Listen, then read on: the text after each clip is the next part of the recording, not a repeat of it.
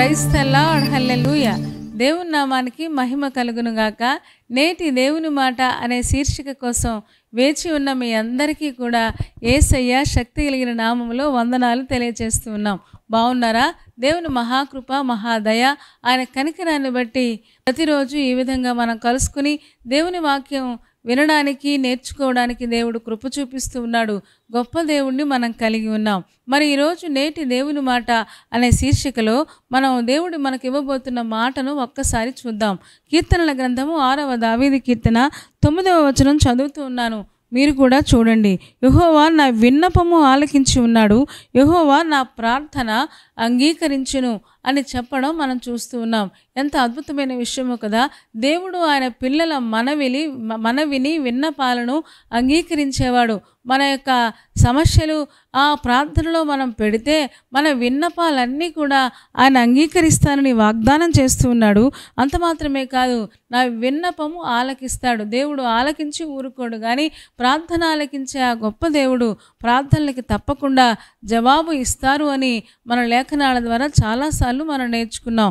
మరి ఈ కీర్తన రాసేటప్పటికీ దావీదు పరిస్థితి ఎలా ఉంది అంటే, ఆ కీర్తనలోనే మనం చూస్తాం. మొదటి నుంచి మనం చూడగలిగితే దేవుని కోపము దావీదు మీద ఉన్నట్టుగా, ఆ దేవుని కోపాన్ని తట్టుకోలేక కృషించిపోతున్నట్టుగా, అలాగే అలిసిపోతున్నట్టుగా, ఎముకలు అదురుతున్నాయంట, ప్రాణం అదురుతుందంట అంటున్నాడు. ఏమంటున్నాడంటే ఆయన నేను మూలుగుచూ అలిసి ఉన్నాను అని 6వ వచనంలో చెప్పడం మనం చూస్తూ ఉన్నాం.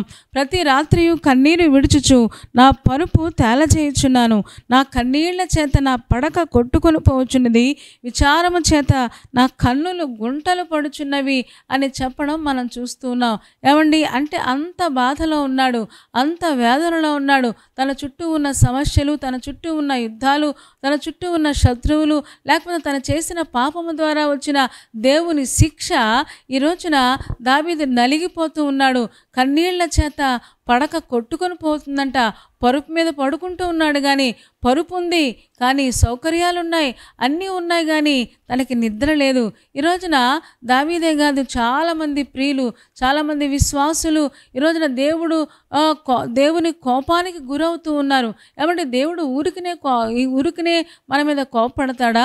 తల్లిదండ్రులు ఊరికనే పిల్లల మీద కోపపడతారా? మీరు చెప్పండి. ఏమంటే తల్లిదండ్రులు చాలాసార్లు చెప్పి చూస్తారు, నెమ్మదిగా చెప్తారు, తర్వాత రెండోసారి చెప్తారు, ఓపికగా 10 సార్లైనా చెప్తారు, కానీ ఎన్నిసార్లు చెప్పినా వినకపోతే దేవుని తల్లిదండ్రులు మన మీద కోపపడతారు కదా. ఈ రోజున దేవుడు కూడా మన మీద ఎందుకు కోపపడుతూ ఉన్నాడు, విశ్వాసుల మీద ఎందుకు దేవునికి కోపం వస్తూ ఉంది అని మనం ఆలోచిస్తే, దావీదుకైతే దేవుని ధర్మశాస్త్రం తెలుసు, దావీదుకు దేవుని నిబంధనలు తెలుసు, ఆయన విధులు తెలుసు, ఏ విషయం ఆయనకు కోపాన్ని తెప్పిస్తుందో అవన్నీ తెలుసు. తెలిసినా సరే తను పాపం చేశాడు, తప్పు చేశాడు. ఏమండి అందుకనే దేవుని కోపము ఆయన మీదకి వచ్చినట్టుగా మనం చూస్తూ ఉన్నాం. నిజమే, మనం కూడా మనకి చాలా విషయాలు దేవుడు ప్రతి ఆదివారం తెలియజేస్తూ ఉన్నాడు.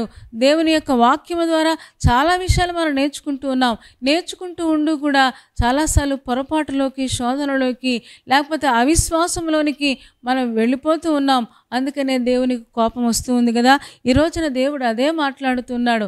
దేవుని కోపము చేత దేవా నీ కోపము చేత నన్ను గద్దించొద్దు నాయనా, నీ కోపం వల్ల నేను చాలా కృషించిపోతున్నాను, నా ఎముకల్లో స్వస్థత లేదు, అంటే మానసికంగా స్వస్థత లేదు, భౌతికంగా స్వస్థత లేదు, ఆరోగ్యం నన్ను విడిచిపోయింది, దేవా నన్ను కరుణించు అన్నట్టు ఆయన ప్రార్థన చేస్తున్నాడు.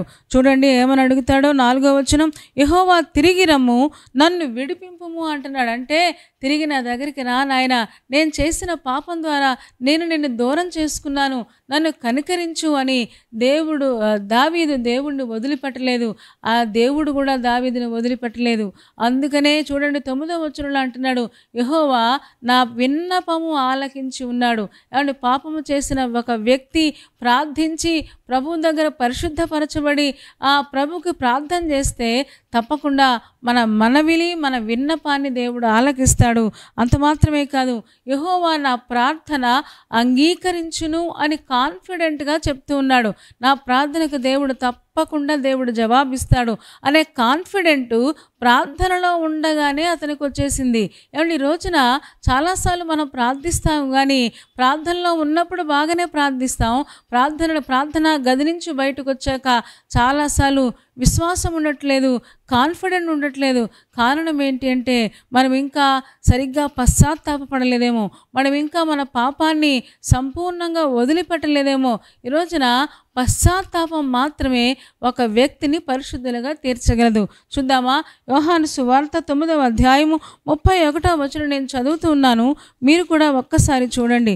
అందులో రాయబడిన మాట ఏంటి అంటే, గుడ్డివాడిని బాగు చేస్తే ఆ గుడ్డివాడిని పరిసయ్యులు రకరకాల ప్రశ్నలు వేస్తారు. ఆ ప్రశ్నలు వేస్తే ఆ గుడ్డివాడు ఒక మంచి మాట చెప్తూ ఉన్నాడు.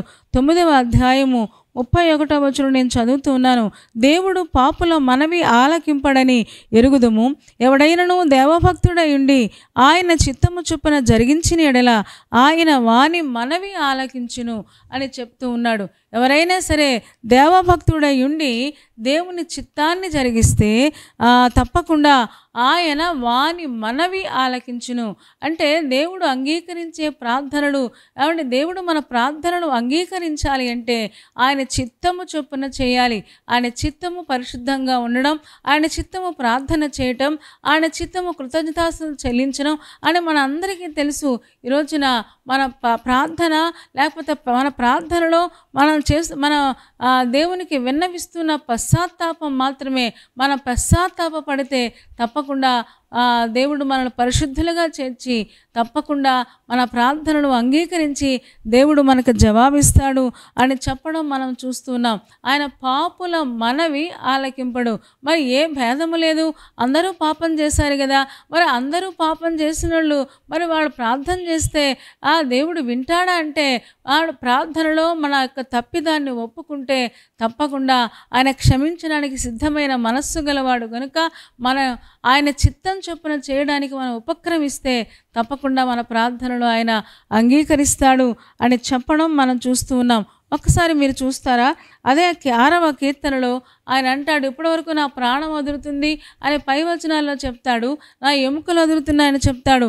కానీ 10వ వచనం వచ్చేటప్పటికి ఇప్పుడు ఏమంటున్నాడంటే ఆయన ఏమంటున్నాడంటే, నా శత్రువులందరూ సిగ్గుపడి బహుగా అదులుచున్నారు, వారు ఆకస్మికంగా సిగ్గుపడి వెనుకకు మళ్ళుదురు అని కాన్ఫిడెంట్గా చెప్తున్నాడు. ఇంకా వెళ్ళలేదు, ఇంకా ఏం జరగలేదు, అయినా సరే ప్రార్థనలో ఉన్న ఒక వ్యక్తి ఎంత స్థిరమైన విశ్వాసంతో ఈ మాటలు చెప్తూ ఉన్నాడో మీరు చూడండి. వెనుకకు మళ్ళుదురు అంటే వాళ్ళు వెళ్ళిపోతారు. ఎందుకంటే దేవుడు నన్ను పరిశుద్ధపరిచాడు, నేను తప్పిదాన్ని ఒప్పుకున్నాను, ఆయన కోపం నా మీద నుంచి వెళ్ళిపోయింది, తప్పకుండా నా ప్రార్థన ఆయన అంగీకరించాడు. వాళ్ళు వెనుకకు మళ్ళుతారు. అంత మాత్రమే కాదు, ఇప్పటి వరకు నేను ఎదిరాను, నా ఎముకలు ఎదిరినాయి, నా ప్రాణం ఎదిరింది, ఇప్పుడు నా శత్రువులందరూ కూడా వాళ్ళు అదురుతారు అని చెప్పడం మనం చూస్తూ ఉన్నాం. సిగ్గుపడి బహుగా అదురుచున్నారు అంటే అప్పటికే తను గ్రహించేస్తున్నాడు.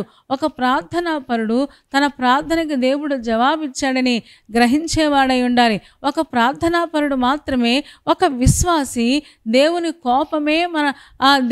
కోపం మన మీద ఉన్నప్పుడు దేవుడు నా కోపానికి నేను గురయ్యాను అనే విషయాన్ని కూడా గ్రహించి ప్రభు దగ్గర పశ్చాత్తాపడితే తప్పకుండా మనకు జవాబు అనేది దేవుడు వెంటనే ఇస్తాడు అని మనం నేర్చుకుంటూ ఉన్నాం.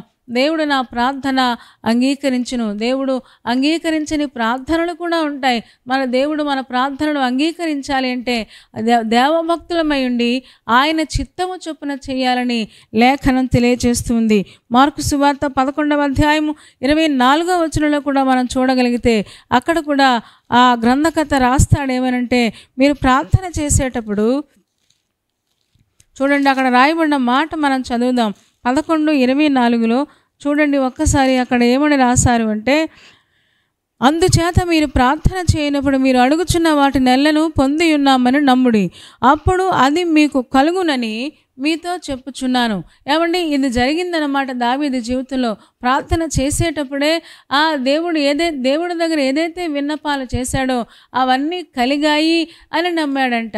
అందుకనే అతను చాలా కాన్ఫిడెంట్గా మాట చెప్తున్నాడు. నా శత్రువులు అదురుతూ ఉన్నారు, వారు సిగ్గుపడి వెనకకు మళ్ళుతారు, తప్పకుండా నా జీవితంలో దేవుడు జయాన్ని ఇస్తాడు అనే కాన్ఫిడెంట్తో ఉన్నాడు. ఈరోజున విశ్వాసులంగా మనం గ్రహించగలిగితే తప్పకుండా మన జీవితంలో దేవుడు అద్భుతాలు, ఆశ్చర్య కార్యాలు దేవుడు జరిగిస్తాడు. కాకపోతే దేవుడు అంగీకరించే ఆ ప్రార్థనలు మనం చేయాలి. ఒకవేళ దేవుని కోపం మన మీద ఉంటే, అన్నీ తెలిసి లేకపోతే అన్నీ వింటూ ఇంకా మనం పాపంలోకి వెళ్ళిపోతే ఈ రోజున దేవుని కోపానికి మనం తట్టుకోలేము సుమా. జీవము గల దేవుని చేతిలో పడుట బహు భయంకరం కదా. ఈ రోజున దేవుడు మనకు చెప్తూ ఉన్నాడు. ఆఖరిగా ఒక్క మాట చూద్దామా? ఇర్మియా గ్రంథము 17వ అధ్యాయము 2వ వచనం చదువుతున్నాను. చూడండి, 2వ వచనంలో, యూదా పాపము ఇనుప గంటముతో వ్రాయబడి ఉన్నది, అది వజ్రపు మనతో లిఖింపబడి ఉన్నది, అది వారి హృదయముల పలకల మీదను చెక్కబడి ఉన్నది, మీ బలిపీఠము కొమ్ముల మీదను చెక్కబడి ఉన్నది అని యూదా యొక్క పాపం గురించి చెప్తూ ఉన్నాడు. యూదా పాపం ఏంటి అంటే అవిశ్వాసం అన్నమాట. ఏమంటే వారి అవిశ్వాసాన్ని నేను బాగు చేస్తాను అని చెప్పడం కూడా మనం చూస్తాం. ఏమండి, యూదా పాపము ఇనుప గంటంతో వ్రాయబడి ఉంది. ఈ రోజున యూదా పాపమే వ్రాయబడితే మన పాపాలు కూడా దేవుడు రాస్తాడు కదా. జీవ గ్రంథంలో ప్రతి ఒక్క చర్య దేవుడు రాస్తూనే ఉన్నాడు గనుక భయపడి దేవునికి భయమునుంది పాపము చేయకుడి అని దేవుడు చెప్పాడు కదా. ఈరోజున వాక్యాలు వింటున్న మనం, వాక్యాలు చదువుతున్న మనం, ఏమండి మన తల్లిదండ్రులు ఉపదేశాలు వింటున్న మనం ఏ పాపము అంటకుండా దేవుని కోపానికి గురవ్వకుండా చక్కగా మన జీవితాలు మలుచుకోగలిగితే మన ప్రార్థనలు దేవుడు అంగీకరించి దావీదుకు దేవుడు ఎలాగైతే అద్భుతమైన కార్యాలు చేశాడో మన జీవితంలో కూడా దేవుడు అలాంటి కార్యాలు జరిగిస్తాడు అనడంలో అతిశయోక్తి లేదు. నిన్న నేడు నిరంతరం ఆయన ఏకరీతిగా ఉన్నాడు గనుక మన దేవుడు అంగీకరించే ప్రార్థనలు మనం చేద్దాం, ఆయన చిత్తము చొప్పున చేద్దాం. తప్పకుండా దేవుని యొక్క అద్భుతమైన కార్యాలు మన జీవితంలో మనం పొందుకుంటాం. అలా చేయడానికి పరిశుద్ధాత్మ దేవుడు మనందరికీ సహాయం చేయునుగాక. తలలు వంచండి, కళ్ళు మూసుకోండి, చిన్న మాట ప్రార్థన చేద్దాం. పరిశుద్ధుడా, ప్రేమ కలిగిన మా తండ్రి, నీ పాదాలకు వందనాలు, స్తోత్రాలు చెల్లిస్తూ ఉన్నాం. నువ్వెంత మంచి దేవుడవు, ఎంత ప్రేమ కలిగిన దేవుడవు నాయన. తండ్రి, దావీదు ప్రాణం అదిరిపోతా ఉంది, తను మానసికంగా భౌతికంగా అలసిపోయి ఉన్నాడు.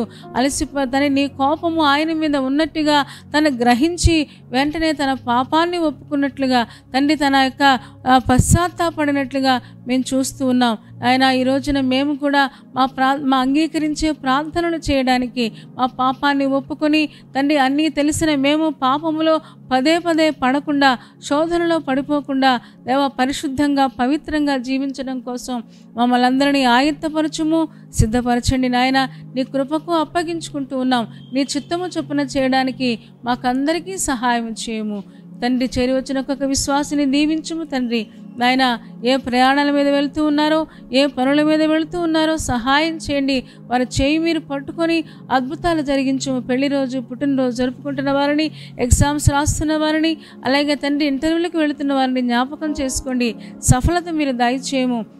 బలహీనంగా ఉంటే మీరు ముట్టి సంపూర్ణమైన స్వస్థత మీరు దయచేయము. రేపటి దినం కోసం ఆయత్తపరచుము. యేసయ్య నామములో ప్రార్థించి వేడుకొనుచున్నాము తండ్రి. ఆమేన్. ఆమేన్ చెప్పారు కదా అందరూ. చాలా సంతోషం. చాలా ఓపికగా శ్రద్ధగా దేవుని యొక్క వాక్యాన్ని మీరు వింటూ ఉన్నారు. మిమ్మల్ని బట్టి మేము కూడా సంతోషిస్తూ ఉన్నాం. మరి ఈ కార్యక్రమం మీకు నచ్చితే లైక్ చేయండి, షేర్ చేయండి. అంత మాత్రమే కాదు, కామెంట్ కూడా పెట్టండి. ఇంకా ఈ ఛానల్ని సబ్స్క్రైబ్ చేసుకోకపోతే డాక్టర్ స్పర్జన్ యూట్యూబ్ ఛానల్ని సబ్స్క్రైబ్ చేసుకోండి. తద్వారా నోటిఫికేషన్స్ అన్నీ వస్తాయి, మా కార్యక్రమాలన్నీ మీరు చూడొచ్చు. సరేనా అండి? దేవుని చిత్తమైతే మరలా రేపు ఉదయం మళ్ళీ కలుసుకుందాం. అప్పటి వరకు దేవుని మహాకృప మనందరికీ తోడే ఉండును గాక. ఆమేన్, ఆమేన్, ఆమేన్.